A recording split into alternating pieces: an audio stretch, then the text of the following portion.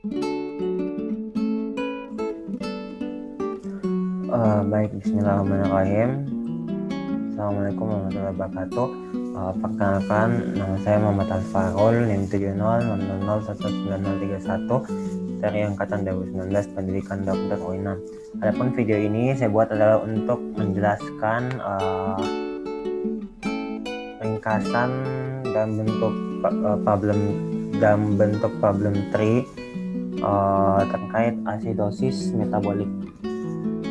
Baik, jadi asidosis metabolik dari definisi adalah keadaan di mana tubuh seseorang itu simpelnya adalah terjadi ketidaksetimbangan asam basa dalam tubuh di mana asamnya lebih dominan daripada basa. Jadi pH-nya akan berada sedikit mengarah di bawah 7. Hal tersebut dapat dipicu oleh berbagai macam. Asidosis metabolik sendiri ada beberapa jenis seperti asidosis metabolik dan salah satunya lagi asidosis respiratorik. Sebenarnya asidosis itu bisa dalam keadaan tertentu bisa dikatakan sebagai keadaan fisiologis seperti pada orang-orang yang tinggal di pegunungan. Baik, jadi kali ini kita akan membahas terkait asidosis metabolik. Jadi saya hanya terbatas akan membahas terkait apa yang menyebabkan asidosis metabolik.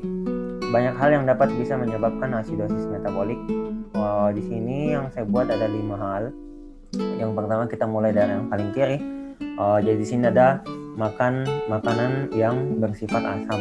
Sebenarnya tidak harus makanan. Banyak hal apapun zat-zat apapun yang masuk ke dalam tubuh yang bersifat asam dan mempunyai kemungkinan untuk terserap ke dalam tubuh. Seperti makan makanan asam dan juga salah satu yang saya baca itu seperti aspirin. Nah, seperti yang kita tahu dari katanya saja makan makanan asam, artinya asamnya akan terserap ke dalam tubuh. Nah, itu akan mengakibatkan peningkatan kadar asam yang berasal dari hal yang kita serap tadi. Nah, itu akan masuk ke dalam darah dan akan berujung pada dominasi asam di dalam tubuh. Yang kadang kita sebut sebagai asidosis metabolik. Nah, dapat juga dipicu melalui diabetes mellitus, di mana seseorang yang mengalami diabetes mellitus itu memiliki gangguan pada penggunaan glukosa sebagai energi tubuhnya. Jadi kita akan menggunakan lemak untuk melakukan pembentukan energi. Namun efek samping dari pembentukan energi dari lemak ini akan menciptakan asam asetoasetat.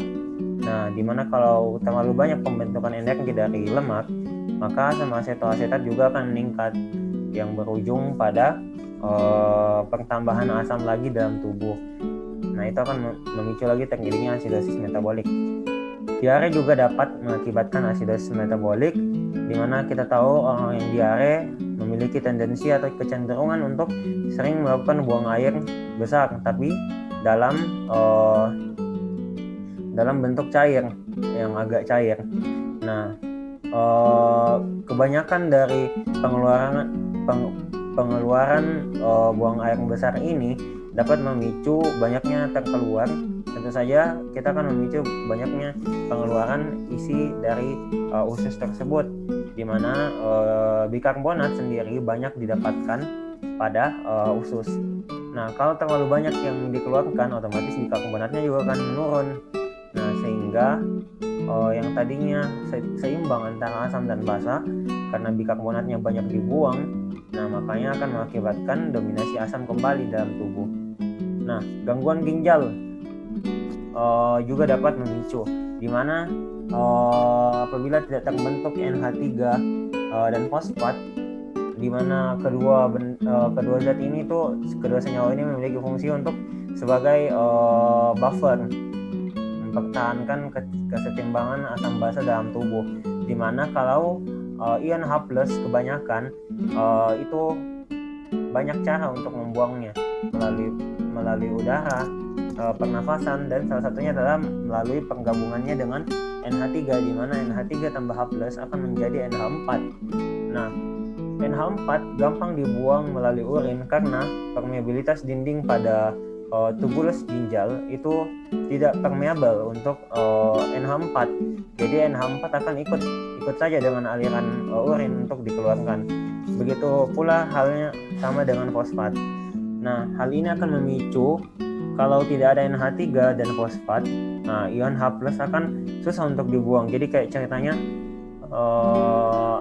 jalur pembuangannya itu akan berkurang. Makanya akan kurang jalur untuk dikeluarkan sehingga akan terjadi peningkatan H+ karena tidak dibuang.